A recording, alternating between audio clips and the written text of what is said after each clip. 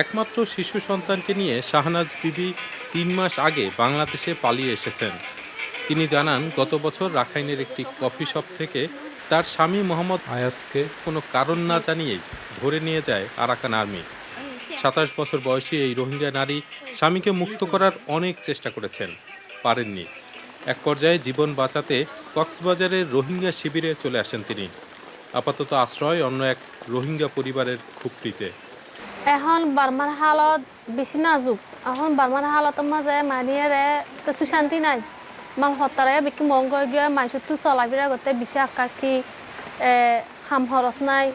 ইয়াদ আছে বারিশ মৌসুম গিয়ে আরো নেলা গলা করি না পারে। আমি আমার মিলিটারি হন জুলুম না বেগিন আর খান আর্মি জুলুম করে খাদ্য দুঃখার মানুষ চলাফেরা করতে দুঃখার মানুষ হমি গিয়ে মানুষের মহম্মতার দরি অকল ফেলার মানুষরে হন হসুরি সারা তোমার আছে বর্মা কমরে বাদ দিও খানা দিও তারারে আপে গজ্য ইন্দিল্লা মাতারা হয়ে দরি ফেলার বেড়াইন দরি ফেলালে বেড়াইন দে দুঃখা তাই তোরা মুরা হসা হসা মাই ফাইন সুন্দর সুন্দর মাই ফাইন ধরে হিতার আদাসে যাইয়ারে বিষয় ইনলে অকল ঘরের বিষয় জুলুম হাত অকল ঘরের দাঁড়া দত দেখি ইন্দিল্লা। শাহনাজ বিবির পাশের ঘরেই ডয়চে ভ্যালে দেখা পায় আরেক রোহিঙ্গা শরণার্থীর।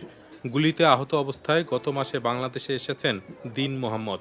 সীমান্ত পাড়ি দিতে দালালদেরকে কয়েক লাখ টাকা দিতে হয়েছে। আর খান আর্মি কলে মানুষ অকল ফারাত্তু নেলাই দিদি গুলি মারি মারি ফারাত্তু নেলাই দিয়ে নেলাই দেওয়ার বাদে তো আর গাম্মাদে গুলি হচ্ছে গুলি করানোর বাদে আর ফারাত্তু নেলাই দিয়া এড্ডাগত ইন্দরা দিয়ে আর এড্ডাগতুন গুলি মারি মারি মানুষ অকল নেলা দিয়ে ফারাত্তু বাইর করে দি বাদে ফারা কেসু ফুরাত দি ফিলিয়ে আর কেসু আর গদুয়ার আছে গদুয়ার ইনে দূর মাদে জলহুড়ি গিয়ে জলহুড়ি বাদে দূর মাথায় গিয়ে রাজ্য গলতে নদে। কক্সবাজারের ক্যাম্প 1 ইস্টে আমি যে দুজনের সঙ্গে কথা বললাম তাদের মতো ১ লাখের বেশি রোহিঙ্গা শরণার্থী গত ২ বছরে বাংলাদেশে এসেছেন, কারণ মিয়ানমারে যে গৃহযুদ্ধ হচ্ছে সেই কারণে তারা সেখানে থাকতে পারছেন না। এবং এমন এক সময় তারা এখানে আসছেন যখন বাংলাদেশ সরকারের তরফ থেকে রোহিঙ্গাদের ফেরত পাঠানোর আলোচনা হচ্ছে এবং মিয়ানমারের জান্তা সরকারও প্রায় ২ লাখ রোহিঙ্গা শরণার্থীকে ফিরিয়ে নেয়ার একটা প্রক্রিয়ার কথা বলেছে। বাংলাদেশের সীমান্ত সংলগ্ন মিয়ানমারের রাখাইন অঞ্চলের প্রায় পুরোটাই এখন জাতিগত বিচ্ছিন্নতাবাদী গোষ্ঠী আরাকান আর্মির দখলে রয়েছে।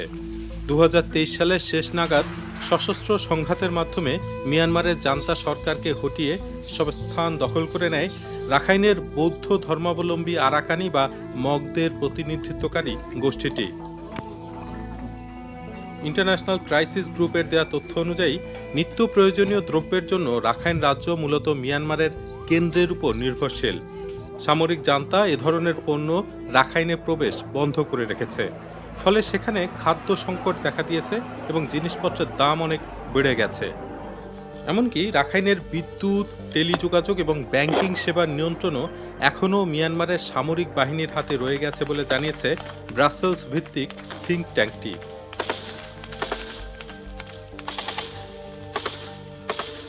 আরাকানি বা মগদের সঙ্গে রাখাইনে বসবাসরত রোহিঙ্গাদের দীর্ঘদিন ধরে বিরোধ রয়েছে। কক্সবাজারের রোহিঙ্গা শরণার্থী শিবিরে বসবাসরত কয়েকজন ডয়চে ভ্যালেকে আরাকান আর্মির প্রতি তাদের অনাস্থার কথা জানান। আরাকান আর্মি শর্মা আরা ফের যাই বলল না চাই কেন এখন ইতারা এখন মুহূর্তে জিন এখন আরাকান মা জিন আর আত্মীয় স্বজন যারা আছে ইতারা এখন নিরাপদ নাই, এখন জুলুমের শিকার। তাহলে আরাই থারার আন্ডার খেঙ্গুড়ি করে তারা নিরাপদ দিবে দিয়ে আমার বিশ্বাস কি ফরমান তো কিছু নাই। সেখানে যদি জাতিসংঘ যদি একটু হারার সাইজ হেলাপ করে বাংলাদেশে যদি বিশ্ব মিলি যদি জাতিসংঘ যদি হেলাপ করে আর নিরাপদ জানার মালর নিরাপদ দিয়ে আর অধিকার দিয়ে যদি পাঠাই বললো চাই আর 100% এখন যাই বললো প্রস্তুত। আরো যাই না আর জিন হারি তারি গিয়ে বহিন যদি আর জাতিসংঘ আর ঘর বাড়ি মানে বিড়া বাড়ি বেকিম ফাইলে আর ফুজিয়ে এখন আছে দিন বেগুন শান্তি করে যাই ফাইলেন দিলে যাই না আর বড় দিলে জবান একবার লই যাইব আবার মারি ভার করাইব হাড়ি ফেলের এখন আত্মীয়রা আছে দিন বেগুন হাড়াছিরা ঘরের তোদের জুলুম আছে তাইলে আর যাইবা কিছু নাই। অতীত ও বর্তমান অভিজ্ঞতার আলোকে মিয়ানমারের জান্তা সরকার বা বিচ্ছিন্নতাবাদী আরাকান আর্মি কোনো পক্ষের উপরই আস্থা রাখতে পারছেন না রোহিঙ্গা শরণার্থীরা। রোহিঙ্গা গবেষক ও মানবাধিকার কর্মী রেজাউর রহমান লেনিন মনে করেন, রোহিঙ্গাদের আস্থার জায়গায় রয়েছে মূলত জাতিসংঘ। তারা সবসময় বলে এসেছে যে জাতিসংঘ আমাদের সাথে আছে, একমাত্র জাতিসংঘই তাদের সাথে পুরো সিন্স দ্য বিগিনিং, যখন তারা এই জেনোসাইডের সিচুয়েশন শুরু হয় 62 বা তারও আগে থেকে, Inception of the state, Myanmar state থেকে, তারা সবসময় জাতিসংঘকে তাদের পাশে পেয়েছে। এখন সমস্যাটা হলো আন্তর্জাতিক পরিসরে জাতিসংঘ কি আর সেই লেভেলের ইফেক্টিভ অর্গানাইজেশন আছে কিনা, সেটাও অনেক নাগরিকদের কাছে প্রশ্ন।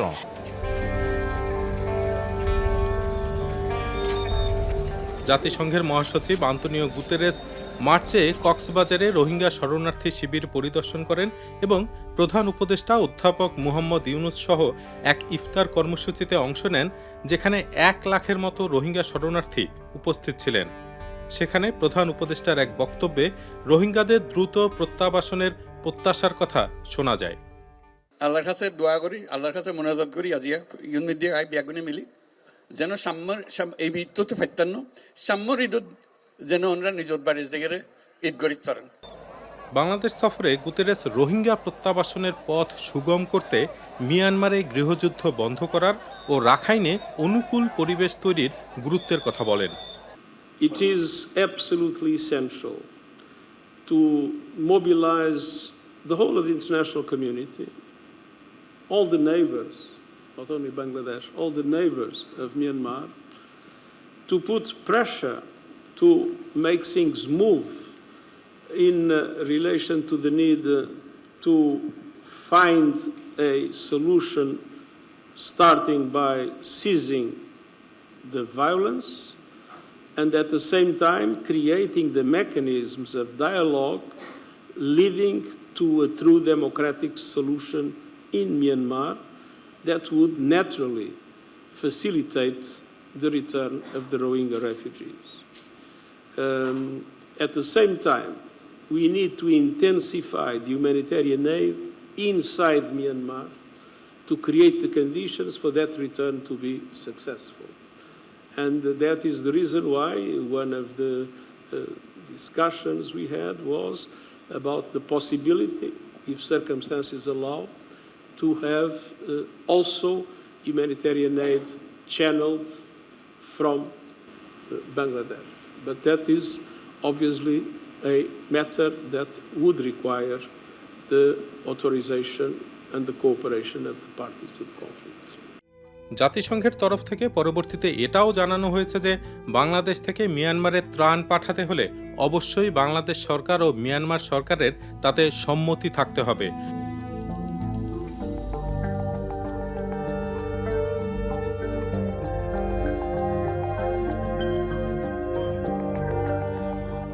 কক্সবাজারের রাজনীতিবিদ বিএনপির জাতীয় স্থায়ী কমিটির সদস্য সালাউদ্দিন আহমেদ মনে করেন, গত দশকে জাতিসংঘের ভাষায় টেক্সট বুক এথনিক ক্লিনজিং বা জাতিগত নিধন থেকে বাঁচতে অনেক রোহিঙ্গা বাংলাদেশে আশ্রয় নিতে বাধ্য হয়েছেন।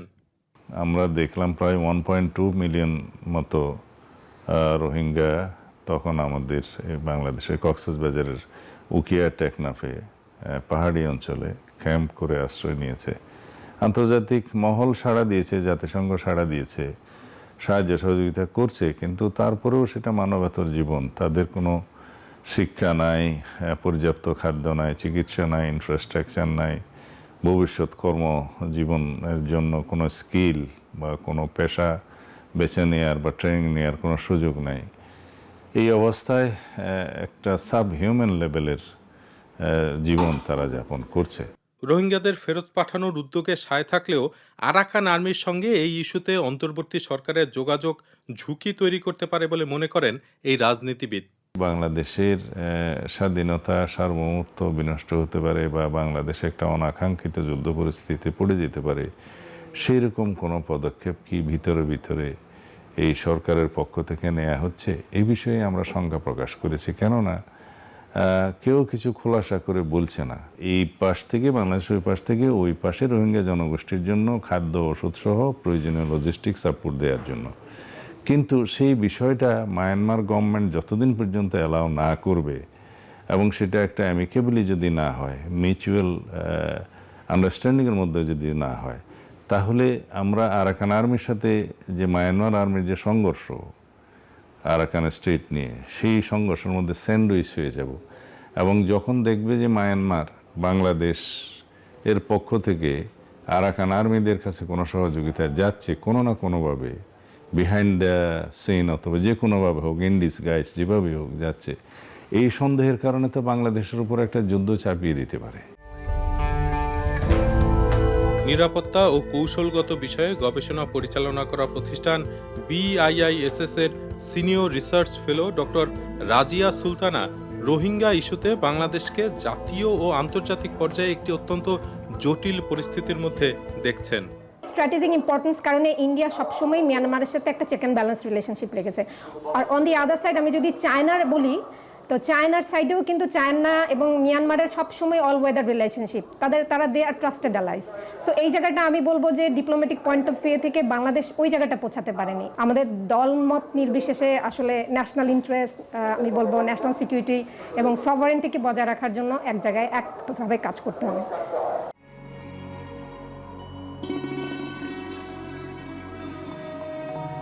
রোহিঙ্গা প্রত্যাবাসন নিয়ে রাজনৈতিক এই উত্তাপের মাঝে ভারত থেকেও রোহিঙ্গাদের বাংলাদেশে পুশিনের কথা শোনা যাচ্ছে। টেকনাফের শরণার্থী শিবিরে সম্প্রতি এরকম বেশ কয়েকজন রোহিঙ্গা শরণার্থী পৌঁছেছেন। তাদের একজন মোহাম্মদ সেলিম। বর্ডার গার্ড নাই, বিডিআর নাই, আর হাইলে শুধু বেসাব আছিল, বেসাবে গেট খুলে ওদের হাতে চাবি আছিল, ওরা টালা খুলিয়ে আমাদেরকে পার করে দিছে। তো পার করে দেওয়ার পরে আমরা রাত্রে দিছে, তো আমরা তো আর রাস্তাঘাট কিছুই চিনি না, তাহলে আমরা এখান থেকে সিধা ধান খেতা ছিল, মাকই খেতা ছিল, ওই মধ্য থেকে আমরা এসেছি। এদিকে প্রধান উপদেষ্টা অধ্যাপক মুহাম্মদ ইউনুস রোহিঙ্গা শরণার্থীদের ঘরে ফেরানোর বিষয়ে আশাবাদ পুনর্ব্যক্ত করেছেন। তার সরকার এজন্য নানা পর্যায়ে চেষ্টা চালিয়ে যাচ্ছে বলে জানিয়েছেন তিনি। গত এপ্রিল মাসে ব্যাংককে বিমস্টেক সম্মেলনের সাইডলাইনে আলোচনার সময় মিয়ানমার সরকার প্রথমবারের মতো 1,80,000 রোহিঙ্গা প্রত্যাবাসন যোগ্য বলে ঘোষণা করেছে। রোহিঙ্গাদের প্রত্যাবাসনে ও আমাদের সীমান্তের নিরাপত্তা নিশ্চিত করতে মিয়ানমারের সরকার সহ সেখানকার বিদ্রোহী গোষ্ঠীর সাথে আনুষ্ঠানিক ও অনানুষ্ঠানিক যোগাযোগ রাখা হচ্ছে। আমরা যত দেশেই সফর করেছি, সব দেশেই রোহিঙ্গা সংকট মোকাবেলায় রাষ্ট্রীয় নেতা ও সরকারের প্রতিনিধিদের সঙ্গে আলোচনা করেছি, তাদের সহযোগিতা চেয়েছে। তারা ইতিবাচকভাবে আমাদের আহ্বানে সাড়া দিয়েছেন। জাতিসংঘের মহাসচিব গত মার্চ মাসে ঢাকা সফরকালে রাখাইন রাজ্যে মানবিক বিপর্যয়ের মোকাবেলার জন্য একটি ত্রাণ চ্যানেলের প্রস্তাব করেছিলেন। তিনি বলেছিলেন এই প্রস্তাবটি রোহিঙ্গাদের প্রত্যাবাসনে সহায়ক হবে। বিষয়টি প্রস্তাব পর্যায়ে রয়ে গেছে।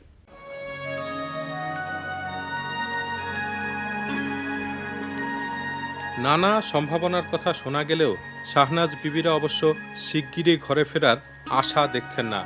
আপাতত জনাকীর্ণ রোহিঙ্গা শিবিরে কোনোভাবে থাকার একটু ব্যবস্থা গড়ার দিকে মনোযোগ তার।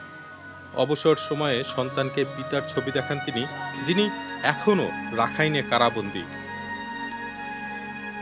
রোহিঙ্গা শরণার্থী শিবিরগুলো থেকে মিয়ানমারের রাখাইন রাজ্য একেবারেই কাছে।